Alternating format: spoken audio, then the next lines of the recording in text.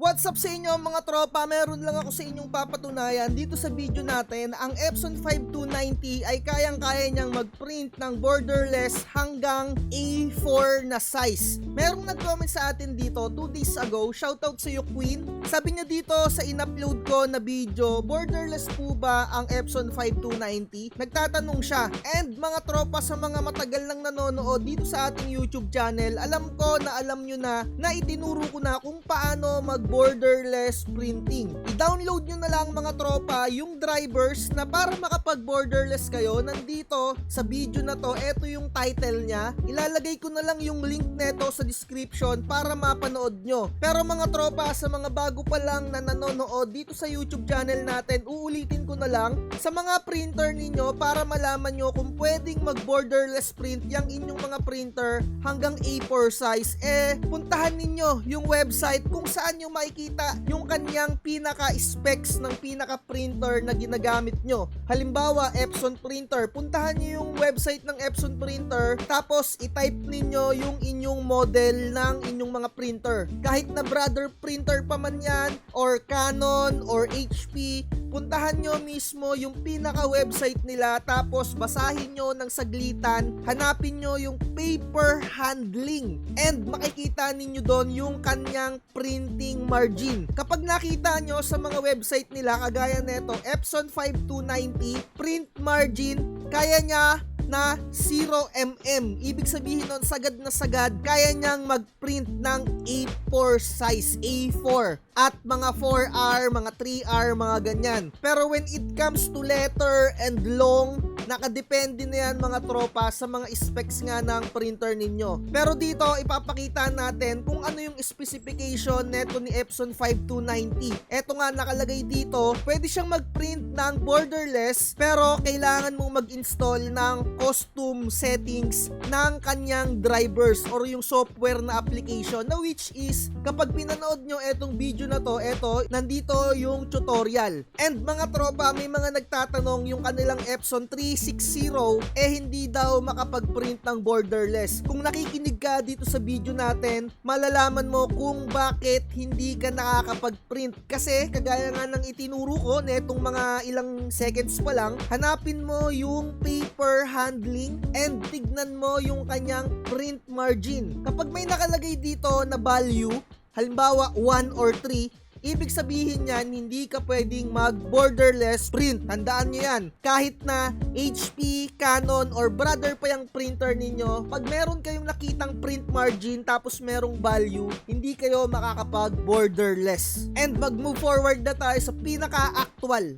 Hindi ko na ituturo sa inyo dito sa video na to kung papaano i-install yung software para makapag-borderless dahil ibang topic na yon. Dito nga sa video natin, ipapakita ko lang kung paano tayo mag-print ng borderless ng A4 size. Ito nga pala yung ipiprint natin na photo. Ira-right click ko lang to, tapos pipindutin ko lang yung print. Siyempre, pipili tayo ng ating printer na which is eto yung Epson 5290 muna. Pero hindi yan yung gagamitin natin dahil kapag yan ang pinili ninyo, pag pinindot nyo yung properties, wala kayong makikita dito na borderless na settings. Meron man yung borderless, pero yung 4R lang na size, yung maliit lang. Ito, ipapakita ko sa inyo.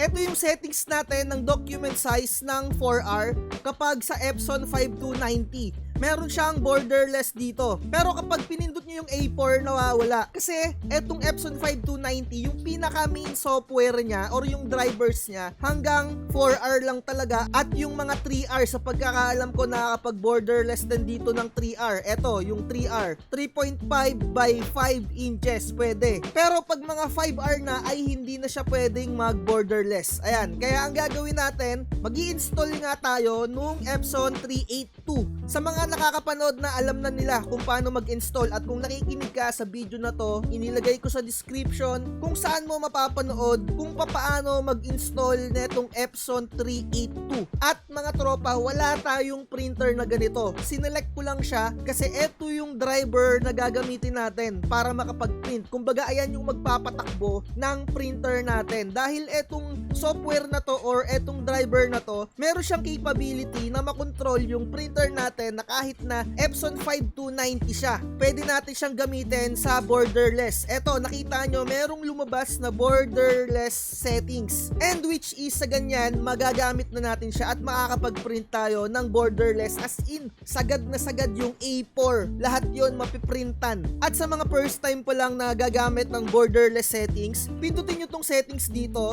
at huwag nyong pipindutin etong auto-expand kasi masyadong mas lalawak. Ang gawin nyo, retain size lang. Kumbaga kung ano yung ipiprint ninyo, ay ganun lang, hindi siya magi-stretch, okay? Kailangan laging ganyan. Wala ka nang iba talagang gagawin dito basta i-check mo lang tong borderless na yan. Ganyan, tandaan nyo, retain size and click the borderless. Kung gusto nyong malaman kung paano mag-install ng Epson 382 na drivers, nasa description ng video na to yung link kung saan ituturo ko kung paano mag-install. I-other video na lang natin yung para hindi na tumagal pa. Sinasabi ko nga sa inyo, magkaiba ang sukat ng A4 dahil yung A4 medyo mas mahaba siya. Ito yung A4 na papel, pinapakita ko naman dito sa isa nating video, at ito yung short, medyo maikli siya.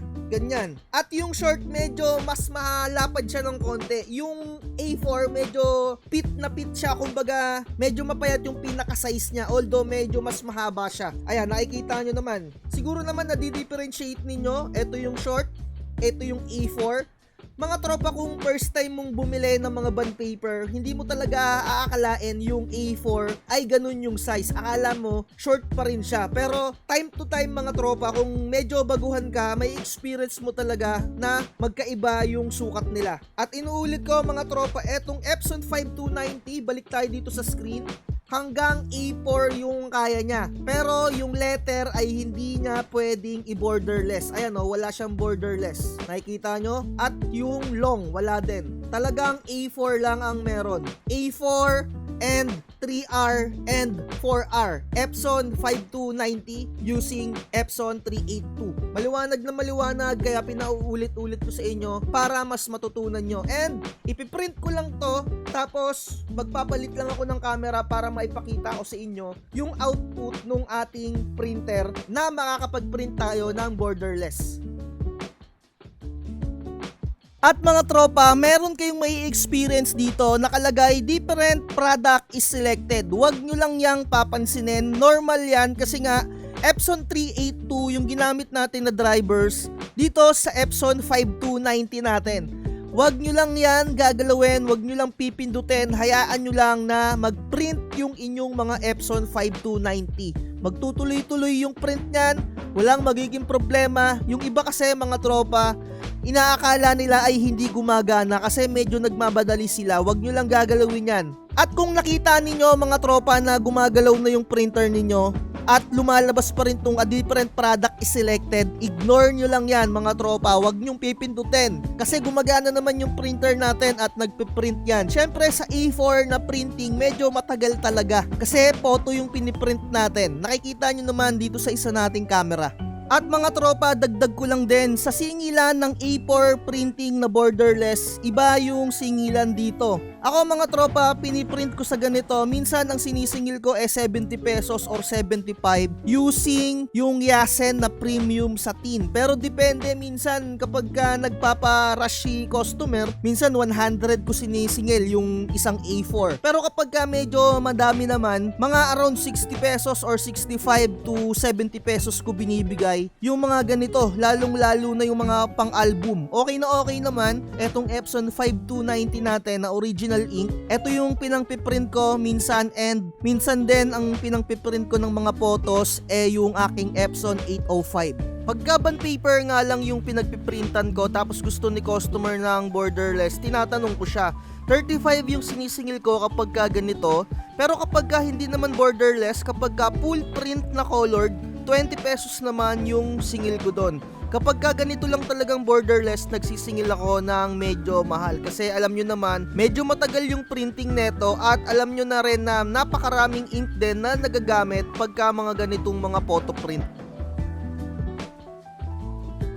At mga tropa, ito na nga yung pinrint natin na A4 na borderless dito sa bond paper. Tandaan mga tropa, bond paper lang tong pinagprintan natin. Pero nakapag-print siya ng borderless. Ayan o, sagad na sagad talaga. Walang margin. using Epson 382. So sana nakatulong itong video natin, and sa mga gustong mag-avail ng mga templates natin, i-message nyo lang ako sa ating Facebook page, at lagi nyong tatandaan, wag na wag magpapauto. Like, share, and subscribe. Bye-bye. Huwag kang magpapauto, mag-isip ka sa pilian. Sa laro ng buhay, dama ang tampuhan. Di lahat ng nagpa-hype siguradong totoo. Sariling landas, hanapin mo sa mundo.